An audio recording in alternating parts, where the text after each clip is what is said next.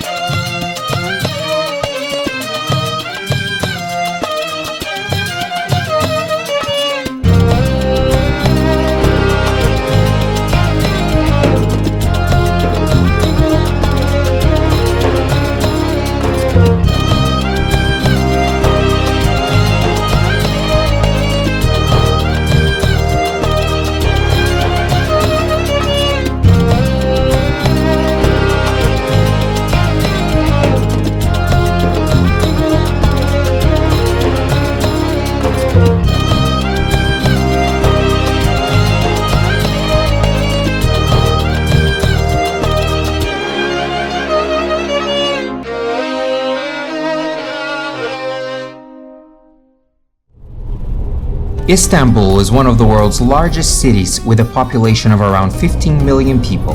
It ranks as the largest city in Europe, surpassing the likes of London, Paris, and Moscow. The best way to get to the city center from Ataturk Airport is by a city-owned bus company called Havatash. Buses run every half hour, cost 11 Turkish lira or $3.27 US each way, and the journey to Taksim Square takes between 40 to 60 minutes. Beware of shady car companies offering to take you to your hotel for 100 euros. It happened to us. Istanbul is a transcontinental city. It lies in both Asia and Europe, separated by seawater that looks like a river, the Bosphorus Strait, a 31-kilometer-long waterway that connects the Black Sea to the Sea of Marmara. It remains as one of the most important cities in world history.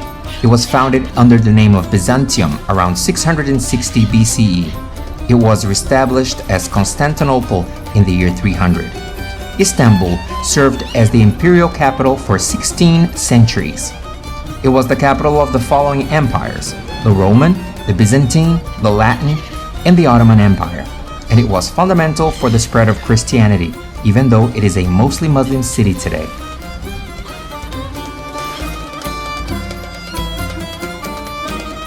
It's time to head back to our hotel. We stayed at the Conrad Istanbul Bosphorus, a 5-star facility located at an area called Beşiktaş, very close to some of the city's main attractions, such as the Dolmabahce and Siragan palaces and the Ortaköy neighborhood, and only a short tram ride away from the city's world-class historic center. The Conrad has the best breakfast of any hotel in Europe. For more information, check out the vlog of this hotel. It's on my channel. Don't forget to check it out. Well, somebody saw snow for the very first time. He was so embarrassed about it. E é a primeira vez que o Leandro vê neve. Vai, Leandro! Não, é a segunda vez. É a primeira vez. Quando eu cheguei aqui, eu vi a primeira vez. Mas você não pegou. Pega aí na neve agora. Pega na neve. Parece congelador da sua casa, idiota. Ele é idiota. Por onde? After a very busy day, we decided to relax at a hammam or Turkish bathhouse, which is one of the things you must do while in Turkey. This is it, the Kilish Ali Pasa Hamami. It was built in 1578 and was open for hundreds of years. It closed down and then reopened in 2012 after undergoing 7 years of renovation.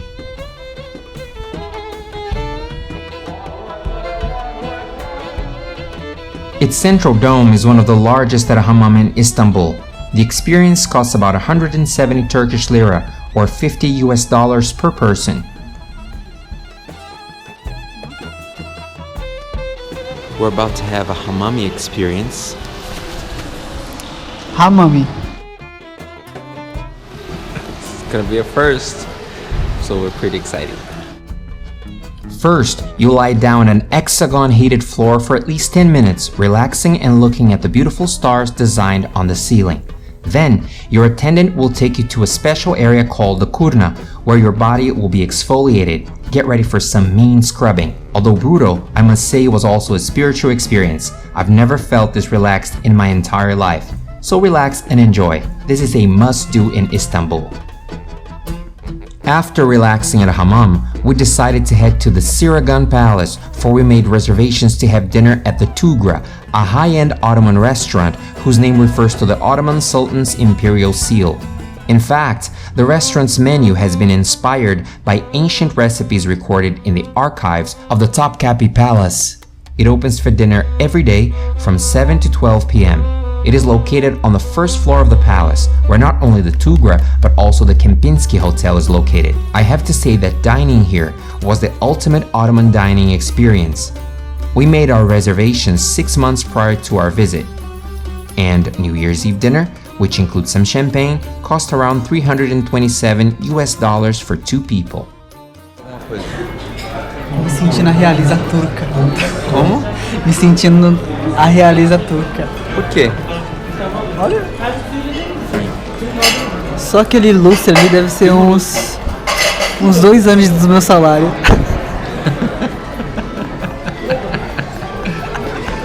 Põe aí na minha cara, tem que ver.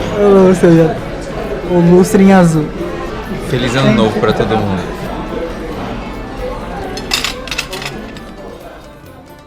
Every single dish was incredible.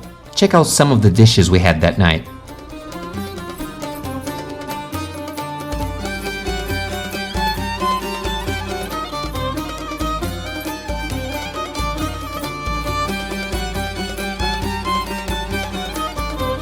Tentando descobrir o que é isso aqui.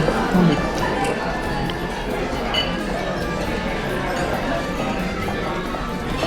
Você tirou foto? Incrível.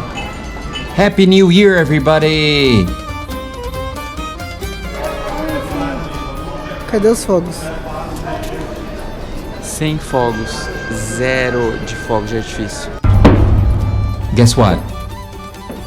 There were barely any fireworks for New Year's Eve. I was so disappointed. Oh well, shit happens. This place, though, is one of the most incredible restaurants and one of the most incredible palaces I've ever been to. It's definitely worth coming here.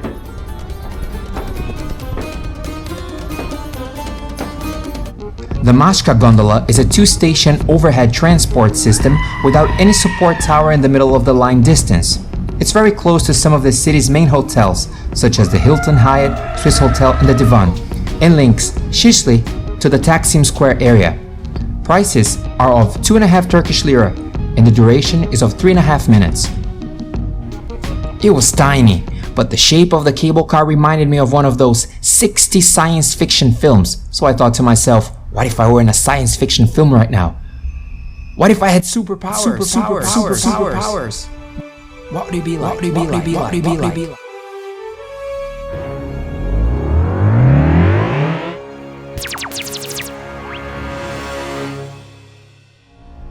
Ride in the gondola really felt like we were in an old sci-fi film.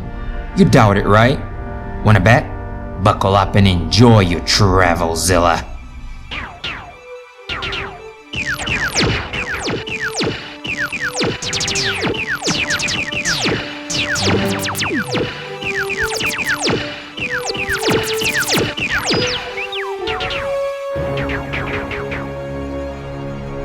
Well, you guys, it's all about making the most of it, right?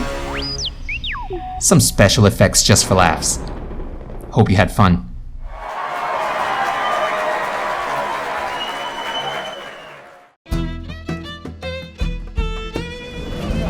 So right now we're at Istiklal Road in Istanbul. Istiklal is Istanbul's most famous avenue by far. It's easy to understand why as soon as you arrive. There's just an energy about it that's really strong, day or night. The avenue starts from the medieval neighborhood around Galata Tower all the way to here, Taksim Square, considered to be the heart of modern-day Istanbul. From the moment I got here, I knew this was going to be one of my all-time favorite avenues. Istiklal, which means Independence Avenue in English, is an elegant 1.4 kilometer long walkway crossed by a historic tram. It embodies the soul of the city. Here, it becomes very clear that Istanbul is the meeting point between Europe and the Middle East, which makes of it one of the most unique cities in the world. How about some ice cream? The way they serve it here is a tourist attraction in its own right. Check this out.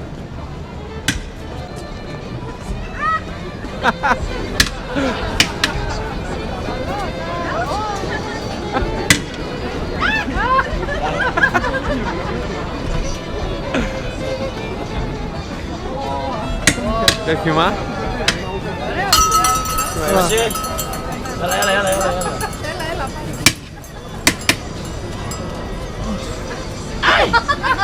Tak. Ambo. Ice cream, Ambo. Şu kara şirket batışta.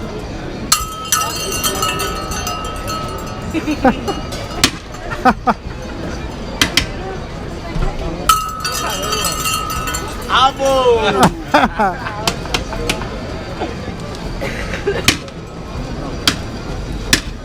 İşte biro.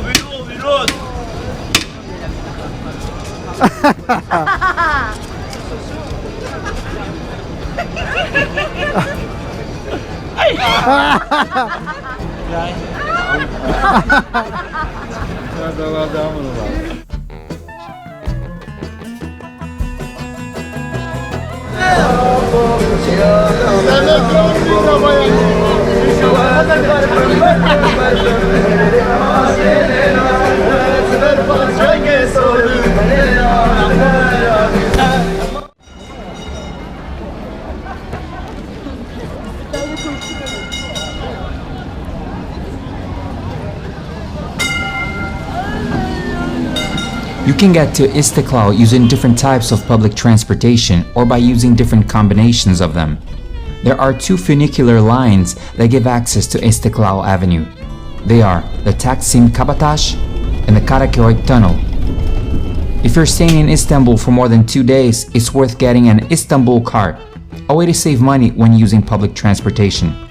You can get one by paying 7 Turkish lira, and you can put credit as you go along. Let's go for a walk now.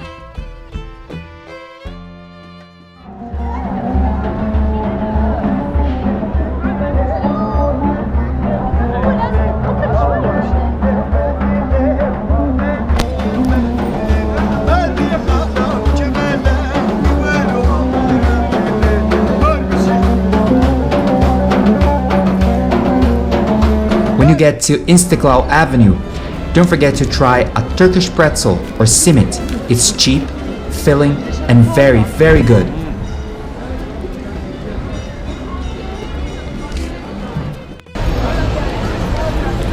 Olha que loucura esse negócio aqui no meio da rua, cheio de gente.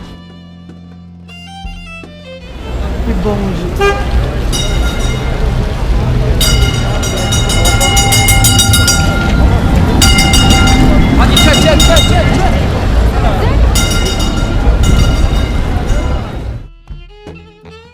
Crazy shit.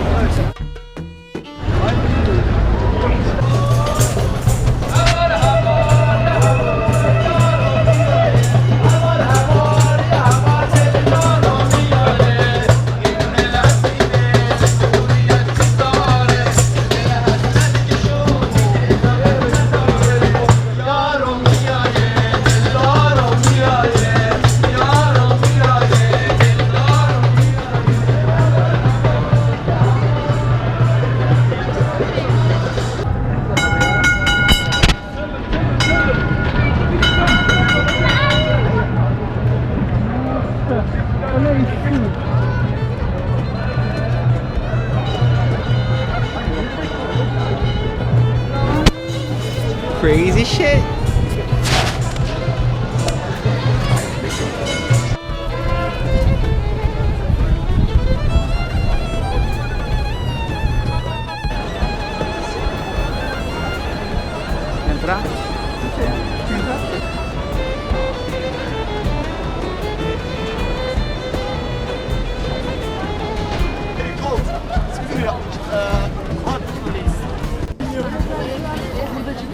The Church of Saint Anthony of Padua is the largest Roman Catholic church in Istanbul.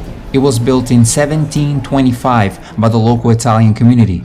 Then it was demolished and rebuilt between 1906 and 1912 in the Venetian neo-Gothic style by that same Italian community, mostly of Genoese and Venetian origins.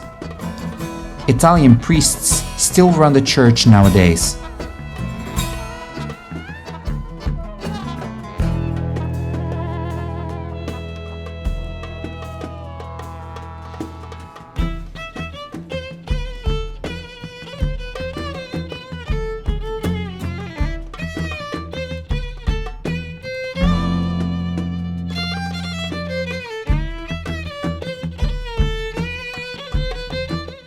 Another place you can't miss is the famous Çiçek Passage or Flower Passage, an arcade with rows of historic cafes, wine houses and restaurants.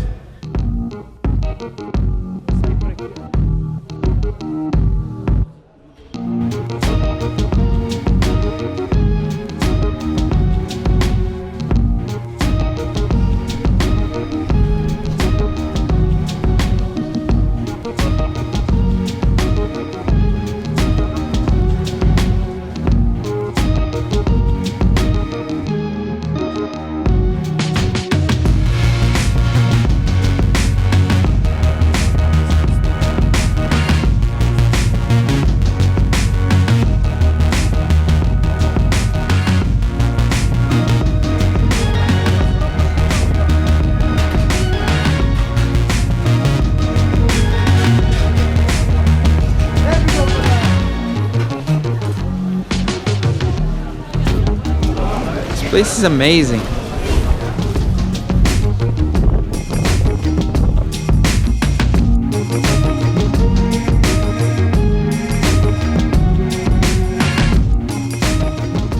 There are many places to eat great food on Istiklal, but when it comes to sweets, my two favorite places are Hafiz Mustafa, which has been around since 1864 and to me has the best baklava in the world. I've been to 3 branches and my favorite one is the one by Hagia Sophia, but I love the one on Istiklal as well. It's very close to Taksim Square. Please check it out, it's amazing.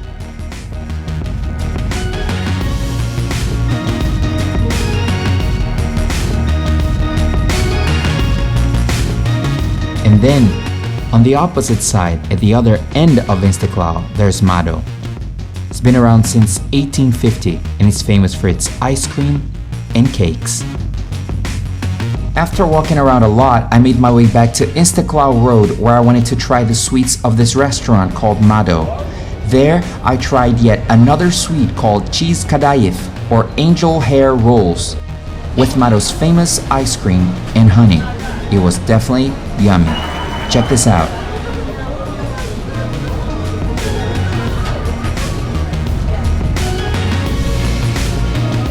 Of course, I had a latte as well.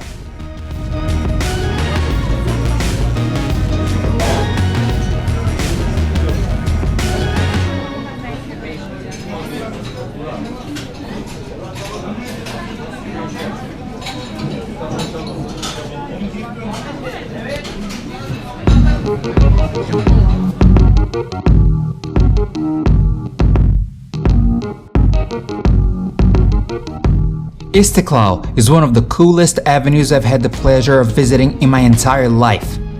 It captures the soul of modern-day Istanbul and is one of the many places you must visit when here. Make sure you don't miss it, okay? Check this out. So basically this is what it is. In the middle there's a fountain. On that side it's Hagia Sophia, which is a museum now, one of the largest museums here in Istanbul. It's a very, very old church. It used to be a mosque as well. It was the center of the Roman Empire. The center of the Eastern Catholic Church, Orthodox. Now it's a museum. And then on that side is the Blue Mosque.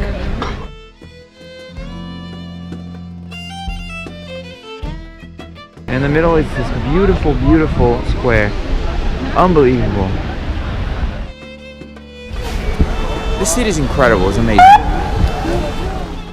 This is Hagia Sophia, Istanbul's most famous building on a rainy day. The current building is the third Church of the Holy Wisdom to occupy the site. The previous two were destroyed by rioters. If you come in winter, or just in case it rains while you're here, my advice to you is bring your own umbrellas and beware of street vendors that seem to appear out of nowhere. Let's talk about the umbrella trick. Don't fall for the oldest trick in town, the umbrella trick. You pay $3 to $5 for an umbrella that will fall apart the first time it gets hit by wind. I was told that broken umbrellas get collected and resold, so beware. I'm really excited to go in. Make sure you come in early, for this place gets really crowded, even in winter. Hi, so we're here now at Hagia Sophia. We've decided to buy this card, which is a museum pass, which I recommend because the lines here are humongous and it's raining so much.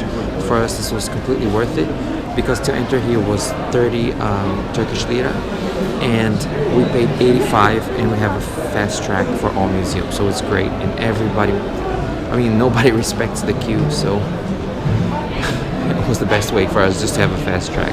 Anyway, so we're here now at beautiful Hagia Sophia. It's so much more beautiful in person.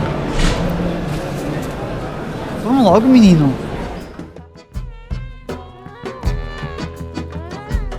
On February 23rd of the year 532, only a few weeks after the destruction of the second basilica, Emperor Justinian decided to build a third and entirely different basilica, larger and more majestic than its predecessors.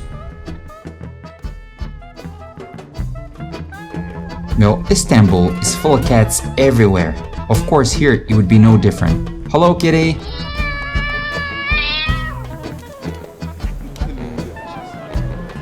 This is so incredibly beautiful, it's shocking. Earthquakes in August of 553 and December of 554 caused cracks in some of the domes, including the main dome, which collapsed in 558 after another earthquake. Emperor Justinian ordered immediate restoration. After the restoration, the main dome reached its current interior height of 55.6 meters, or 182 feet. The building remained standing through many earthquakes and was repaired many times over the years. When the Fourth Crusade captured Constantinople, the Orthodox Church was ransacked and desecrated by the Crusaders.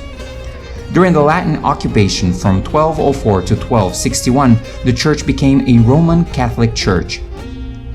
In 1453, after the conquest of Constantinople by the Ottomans, the church was finally turned into a mosque.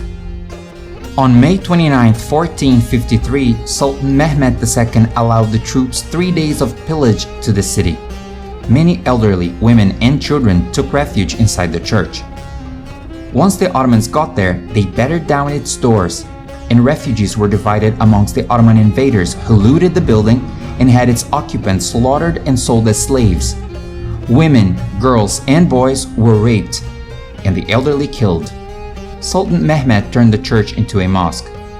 The first service took place here on June 1, 1453. Hagia Sophia remained a mosque from 1453 until 1935, when it was finally turned into a museum by Mustafa Kemal Ataturk, Turkey's first president and the founder of the republic.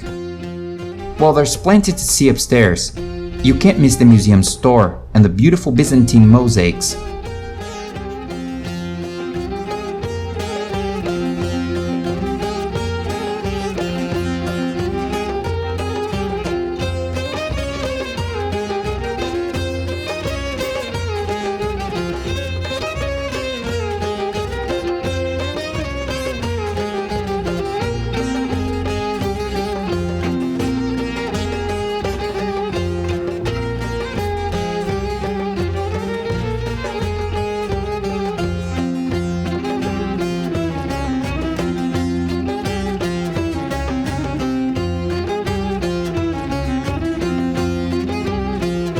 two windows offer great views of the Blue Mosque. Get ready to stand in line to check them out, okay?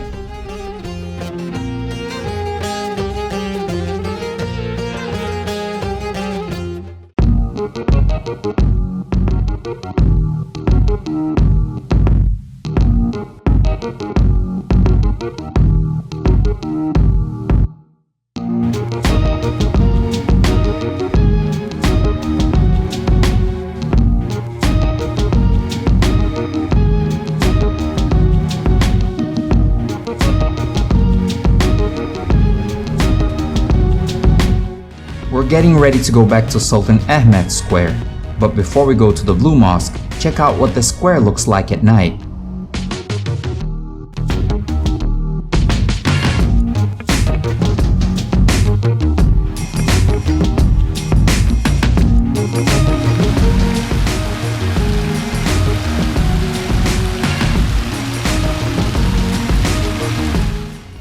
The Blue Mosque was built by Sultan Ahmed I in the 1600s war with Persia to reassert Ottoman power.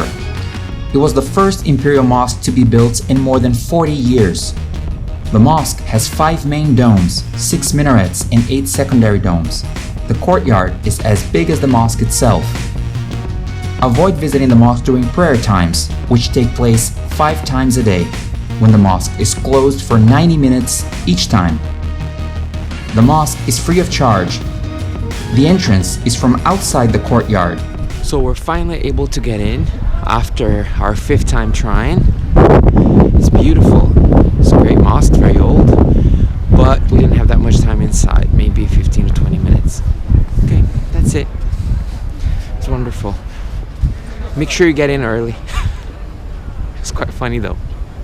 And get ready to take your shoes off. Alright, that's it, bye. Please ignore and avoid people who offer entering the mosque without standing in line. Don't waste your time with these people. They're only trying to sell you things or take you to a shop. Once you get in, take your shoes off, put them in a plastic bag, and store them just like we did.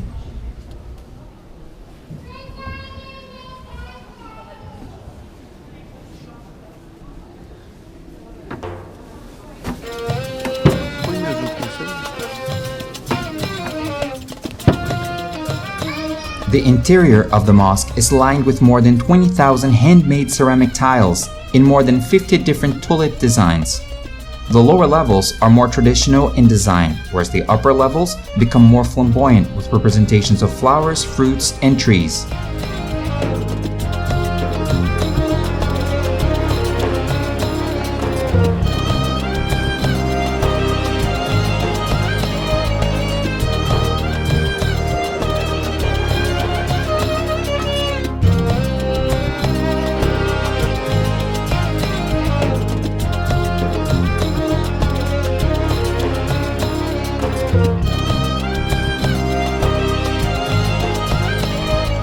The upper levels of the interior are dominated by blue paint.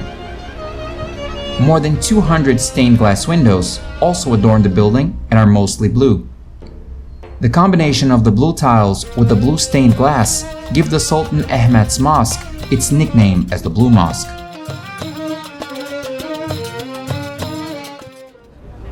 I visited the mosque 3 times and each time was special in its own way.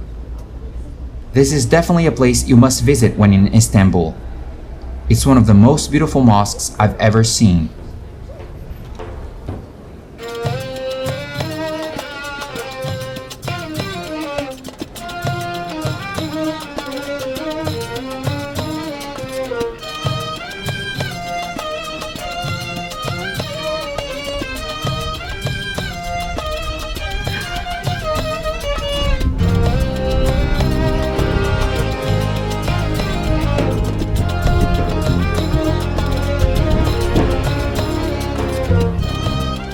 Before I forget, the mosque was built between 1609 and 1616, right across from Hagia Sophia and next to ancient sites such as the Hippodrome.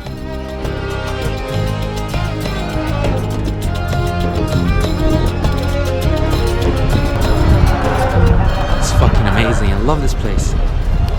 Now we're getting ready to eat great sweets. right next to Hagia Sophia.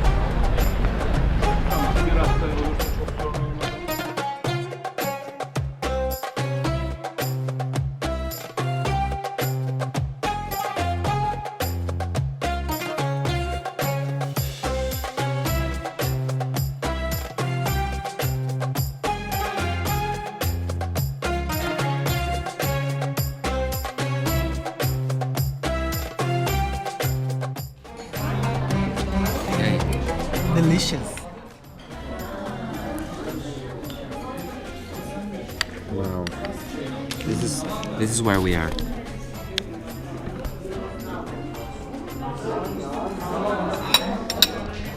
Is it good? I'm gonna try it now.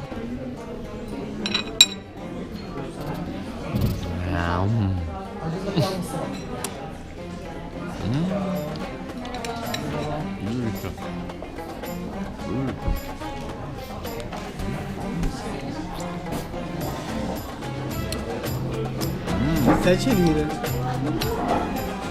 Em 3 7 pedaços desses. Hafiz Mustafa is very traditional. It's been around since 1864 and to me makes the best baklava in the world. Check out some of the sweets that will be waiting for you when you go there.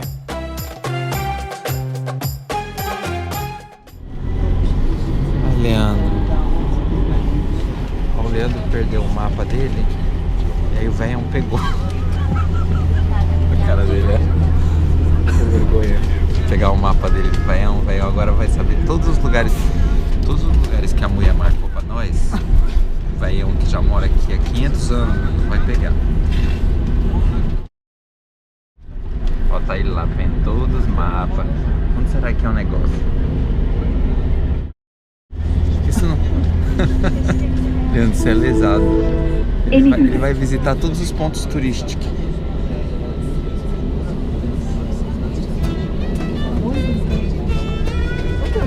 É, o Galata.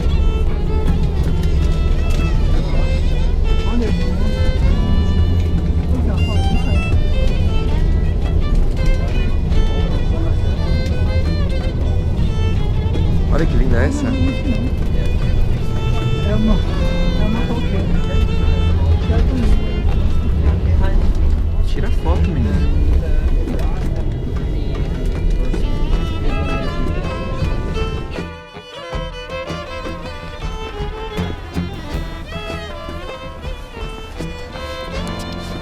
We're going now to Topkapi Palace. Pra onde a gente tá indo agora? Top chique. Topkapi Palace.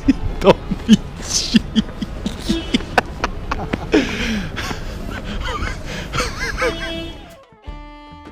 The entrance to Topkapi Palace is right next to the back of Hagia Sophia. To me, it's Istanbul's #1 attraction because it includes some of the most impressive relics of the Muslim world, such as Muhammad's cloak and sword and the world-famous Turkish harem, which used to be an institution responsible to grant heirs to the Ottoman Empire's throne. The palace was one of the major residences to the sultans for almost 400 years. It consists of 4 main courtyards and many smaller buildings. At its peak, the palace was home to almost 4,000 people. It included mosques, a hospital, a bakery, and a mint. Come with us, we're going to show you around. The palace's construction began in 1459, ordered by Sultan Mehmed II, conqueror of Byzantine Constantinople. It received the name Topkapi, or Cannon Gate, after a long-lost pavilion that existed there at the time. After the 17th century, Topkapi Palace lost a lot of its importance, as the sultans wanted to spend more and more time in their palaces along the Bosphorus. We spent New Year's Eve in one of them, the Siragan, and soon we'll take you through the largest of them, the Dolmabahce Palace.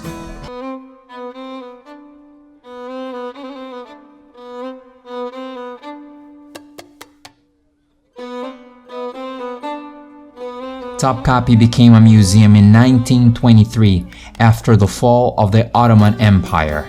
The museum contains fine pieces of art from the Ottoman Empire, including collections of porcelain, robes, weapons, shields, armor, Islamic calligraphy, manuscripts, and displays of Ottoman treasures and jewelry.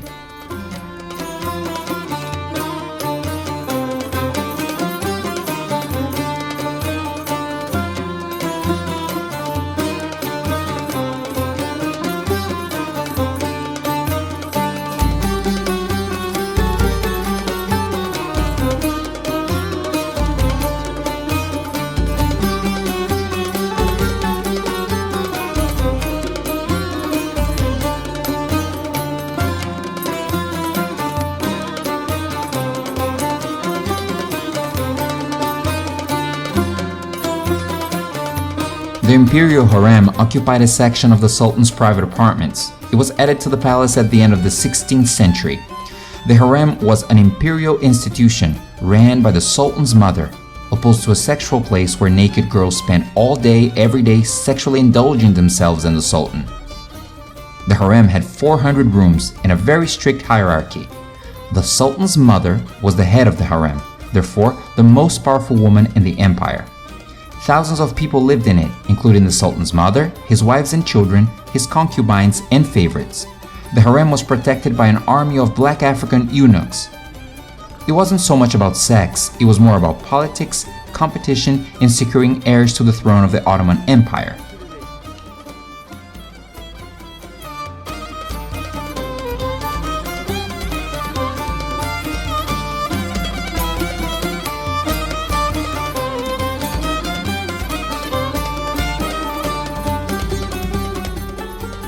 The audience chamber, also known as audience hall or chamber of petitions, is a place where the sultans used to receive foreign ambassadors, and the venue where they handed in the sacred banner to the commanders of forces going on military campaigns outside the empire.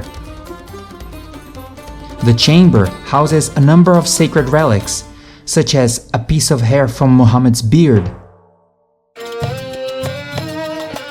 a piece of one of Muhammad's teeth, the seal of Muhammad, and other precious items like an autographed letter of Prophet Muhammad himself. The museum collection is quite vast, but some of the most impressive pieces included in the imperial treasury are the Spoonmaker's diamond, an 86-carat diamond considered to be one of the largest of its kind in the world, as well as the Topkapi dagger, and many other incredible pieces of jewelry and armory. But even more impressive are the religious relics present in the museum, which include Muhammad's footprint, Moses' staff, the arm of John the Baptist and its case, Muhammad's cloak, Joseph's turban and Abraham's pot, not to mention David's sword.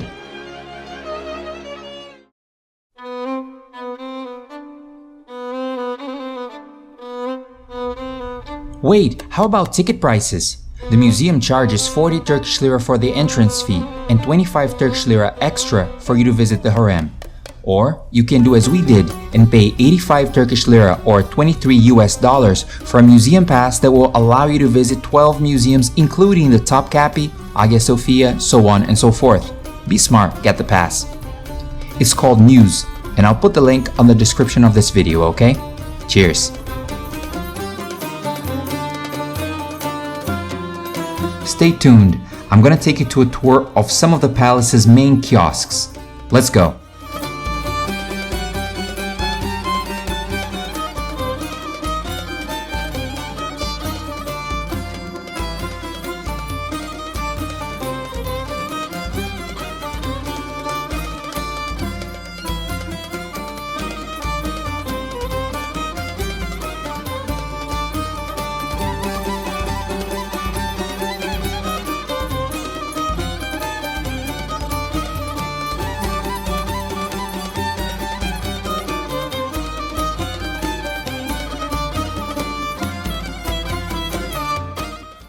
We stayed at the Topkapi Museum until it closed. After that, we took the tram to Beşiktaş, and from there, we walked all the way to the famous Mosque gondola, a cable car system that crosses over the valley where the Mosque Park is located in the famous neighborhood of Şişli.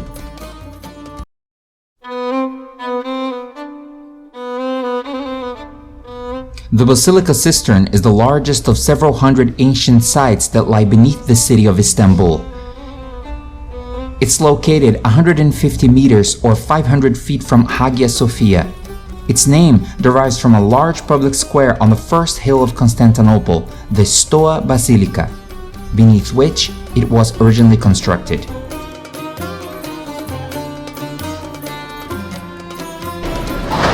A gente está agora na Basílica Cisterna de Istambul, que era onde eles costumavam guardar a água aqui, escondido. Isso aqui era um tesouro escondido que foram descobrir séculos depois. E eles esvaziaram a basílica para que a gente pudesse ver. Olha que incríveis as pilastras em estilo coríntio, enfim, fantástico. The cistern provided a water filtration system for the Great Palace of Constantinople that doesn't exist anymore, and continued to provide water to the Topkapi Palace after the Ottoman conquest of Constantinople in 1453. This underground structure is as grand as a cathedral.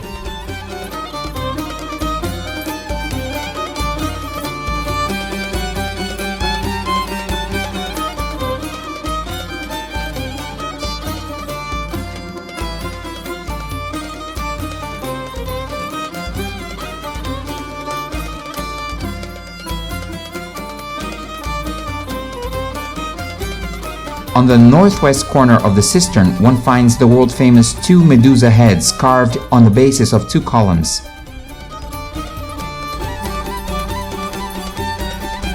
The cistern has several carvings spread throughout this incredible historic site.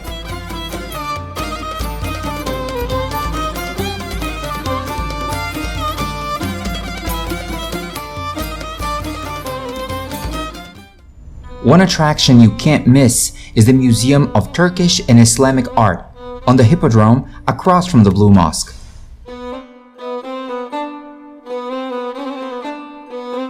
As you enter, you go through the museum store.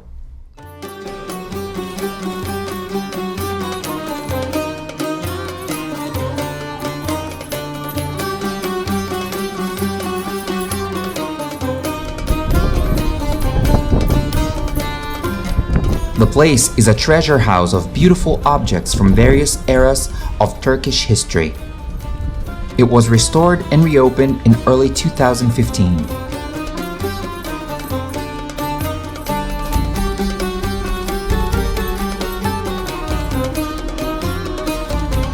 There, the best art is religious, but you can also find very intricate Turkish carpets, illuminated Qurans, calligraphy, carved and inlaid wood, glass, porcelain, and stones.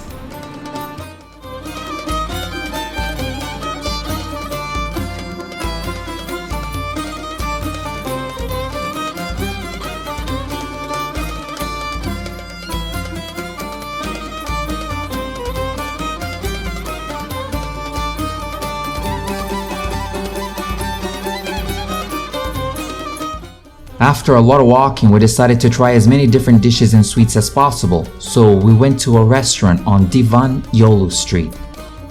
Come along and you're gonna see, we had a feast. We ate so much. Actually, when I saw the menu, I saw pictures of the dishes, and to me, I thought the dishes were small, and then we ordered everything. When they arrived, what a surprise, they were all huge. Check this out.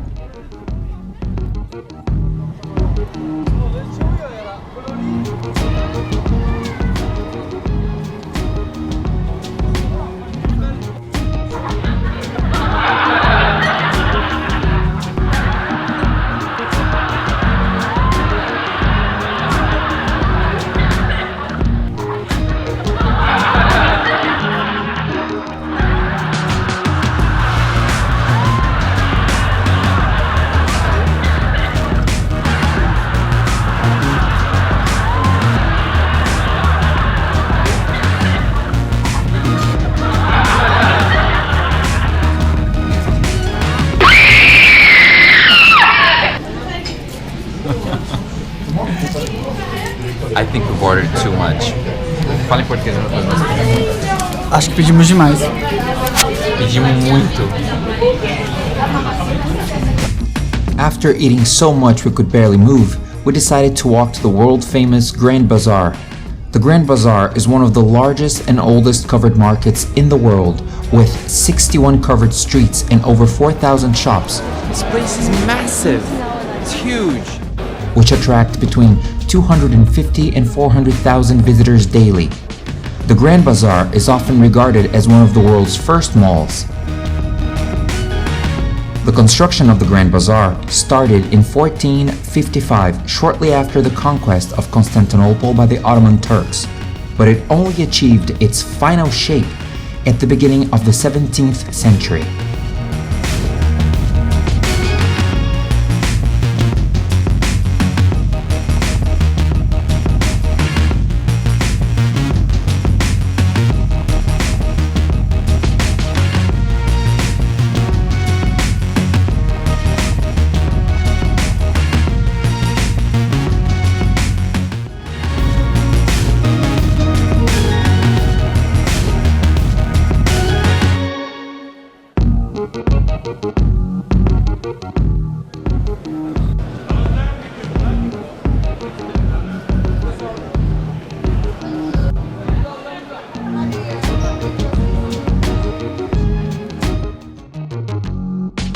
At the Eminönü neighborhood, you can also find the Spice Bazaar, the second largest covered market in Istanbul. This is a great spot to get souvenirs and, of course, spices. The construction of the building started soon after Istanbul's Great Fire in the 1660s. This is a great place for you to get Turkish delight, the famous sweets of Istanbul.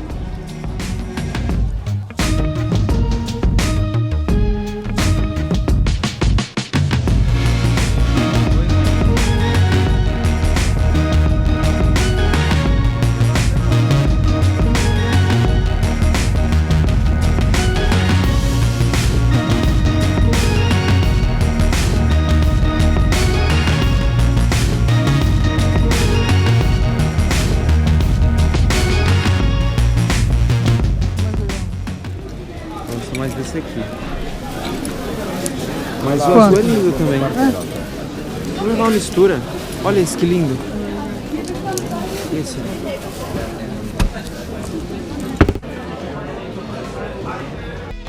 After visiting the Spice Bazaar and doing some shopping, we decided to go on a Bosphorus tour. But before that, I want to show you more of the Eminönü area, including its gorgeous mosque called the New Mosque or Yeni Mosque.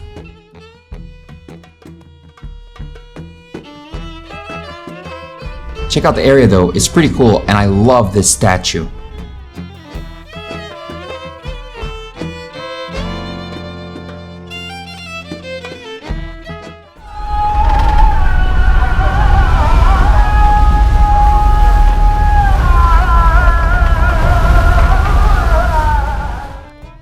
The mosque is one of my favorite in the city. It was built in the 1660s when it was severely damaged in the Great Fire. Later, it was reconstructed into its current setup, which also includes the Spice Bazaar. Come with me and I'm going to show you what it looks like, at least in the courtyard.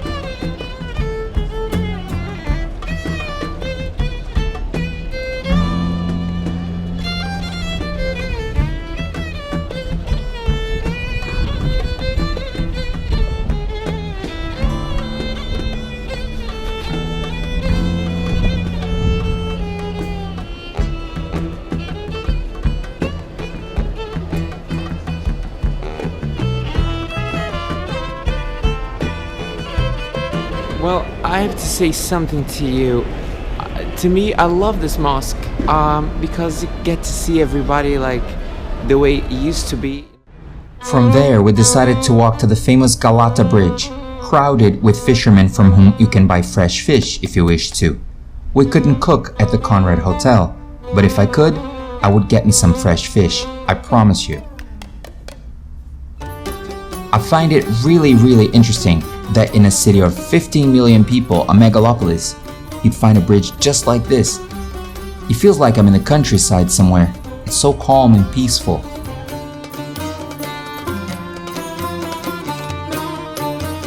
We crossed the Galata Bridge until we finally reached the medieval surroundings of the world-famous Galata Tower. Eu já cheguei, olha ali.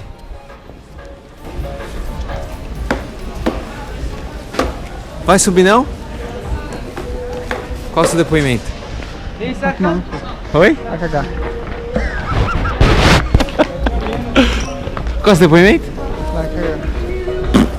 Você que vai cagar. Você tá velho, hein? Você tá velho?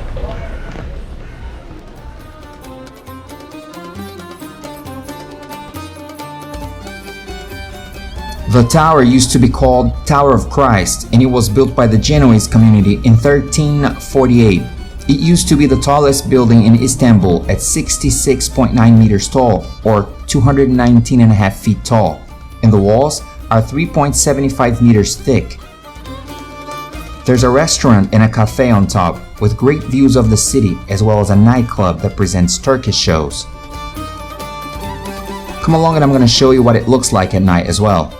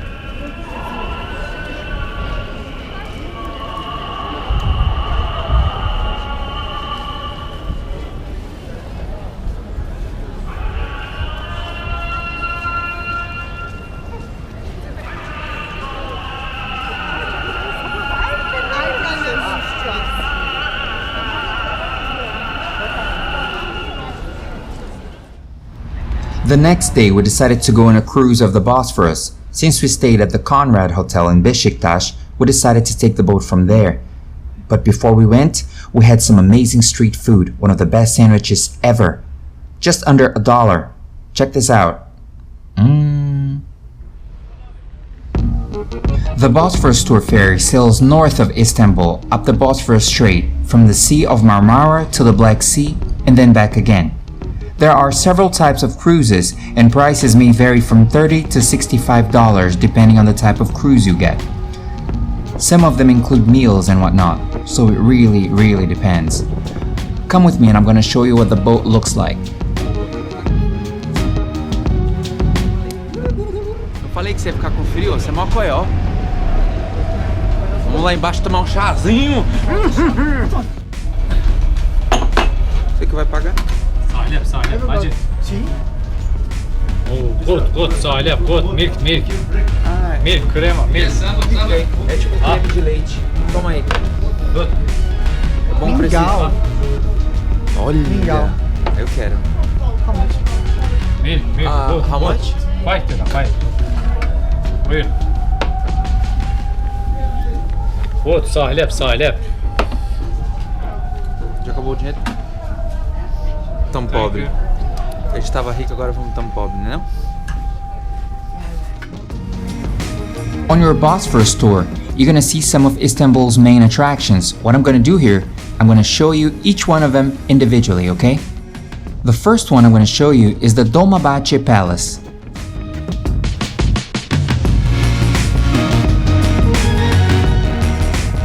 The Dolmabahce Palace is located on the European coastline at an area called Beşiktaş. It served as the administrative center of the Ottoman Empire from 1856 to 1887 and from 1909 to 1922. In the 18th century, the area became an imperial garden, much appreciated by the Ottoman sultans. é o Dolmabahce Palace, Palácio Dolmabahce, que era o palácio dos sultões aqui. The word Dolmabahce means filled in garden. Dolma meaning filled in and Bahçe meaning garden. So we're inside now of the Dolmabahce Palace. It's amazing. It's incredible. They have a harem here as well, which I can't wait to see.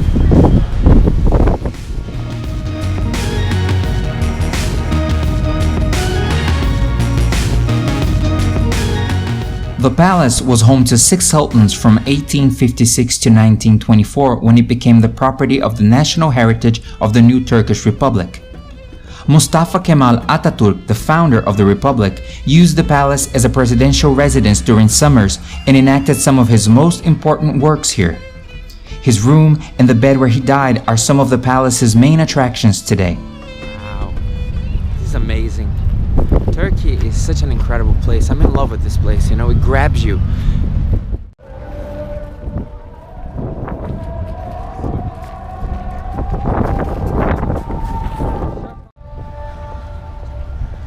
Dolmabahce is the largest palace in Turkey with an area of 40,000 square meters or 11.1 acres, 285 rooms, 46 halls, and 68 toilets.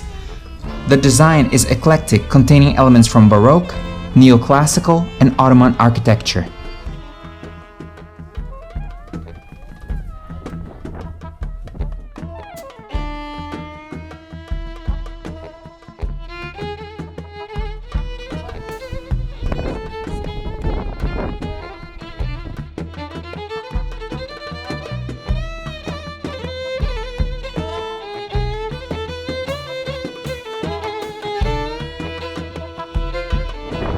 Unfortunately, you're not able to take pictures nor film inside, but it's a lot like Versailles or Schönbrunn Palace in many ways, although with a Turkish twist.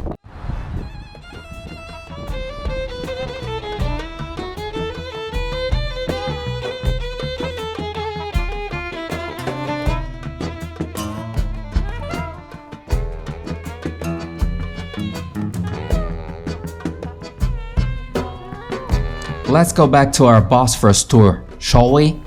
Let's go!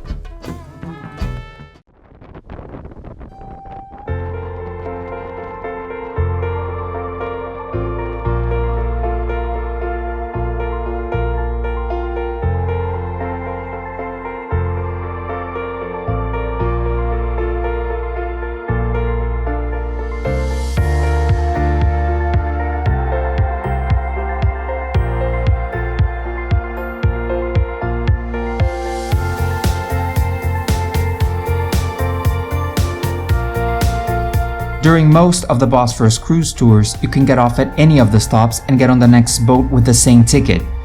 Make sure your tour does that before you leave the boat, okay?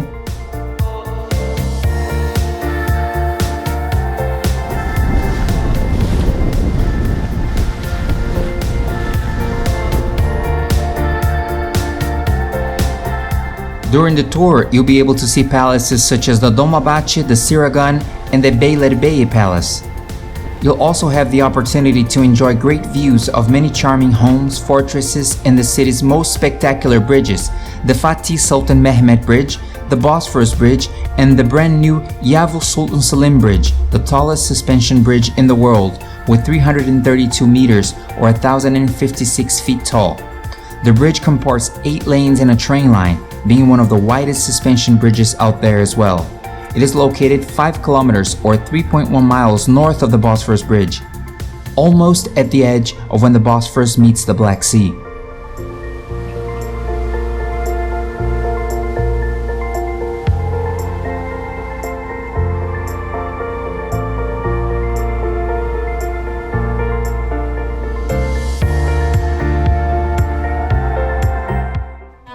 In the morning, we headed towards the ferry station located close to our hotel in Beşiktaş. It costs about 3 Turkish lira, just under $1 per person each way. The journey takes about 25 minutes and the ferries depart every 30 minutes or so throughout the day. This is what the ferry looks like. We finally had some sun. Yay! Very exciting. There's one thing I say about this journey between the European side, from the European side to the Asian side. There's a drink.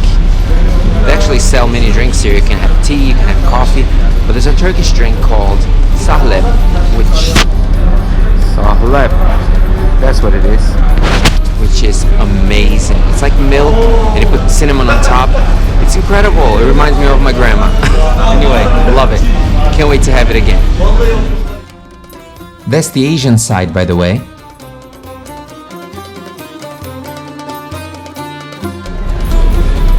Oh, yummy.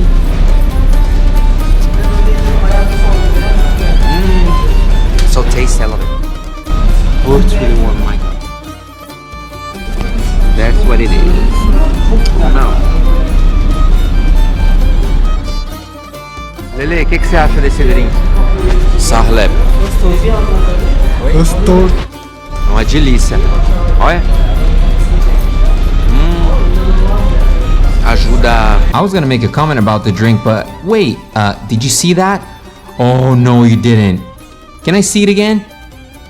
What is that? Did you see it?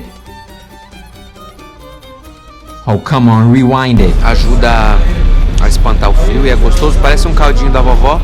Just one more time, please. This is my chance to make fun of myself. Thank you.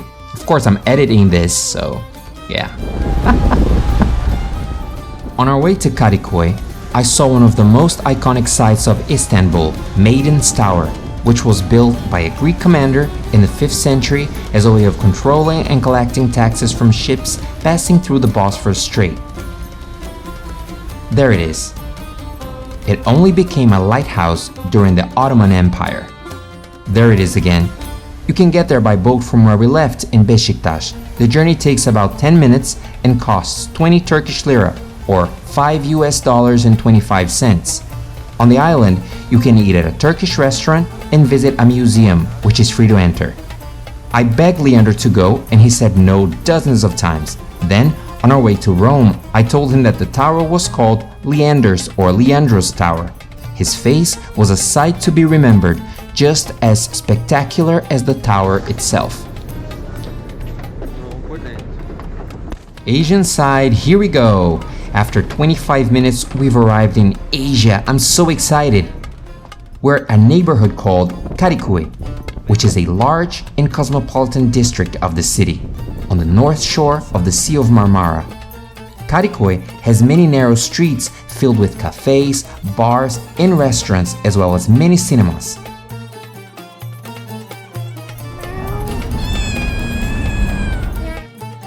It's a middle-class district home to over 550,000 people.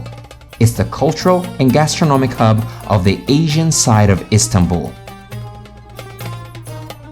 This area is very lively. Not only that, but on this side of town, you get more for your money, for things here are generally cheaper than in the European side, especially food, and that's great news.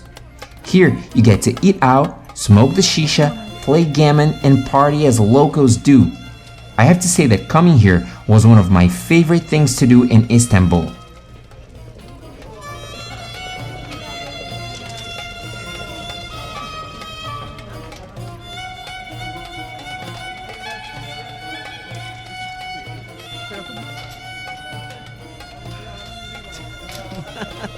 Here we are competing to see who would produce the most smoke.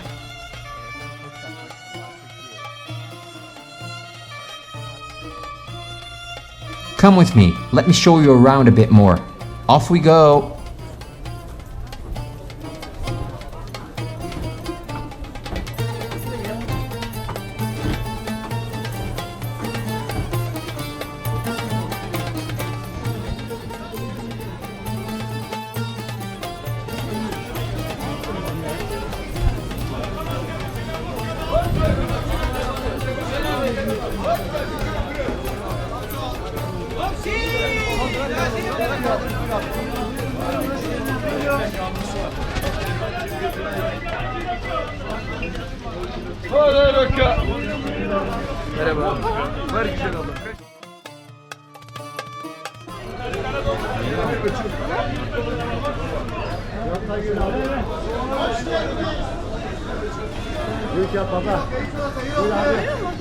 Görün bir sürü ekran.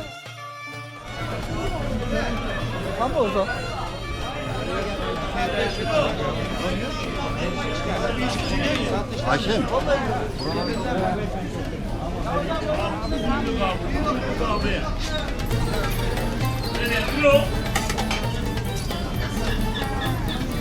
Ay ya.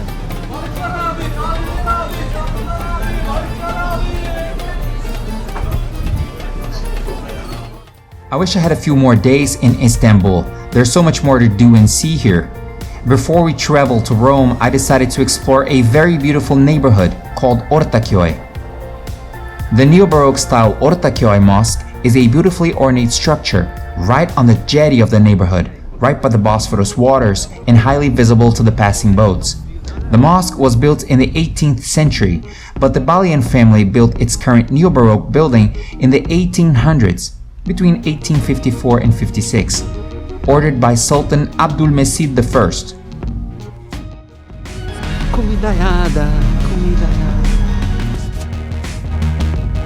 Definitely a place I want to go back to in summer months.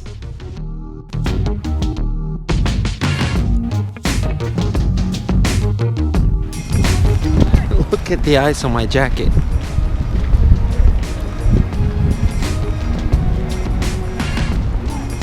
It's a lovely place, this one. Snowing.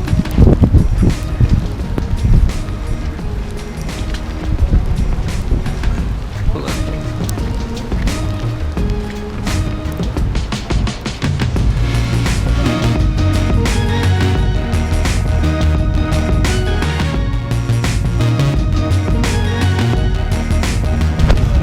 Look at my clothes covered in snow in Turkey. Oh, coberto em neve.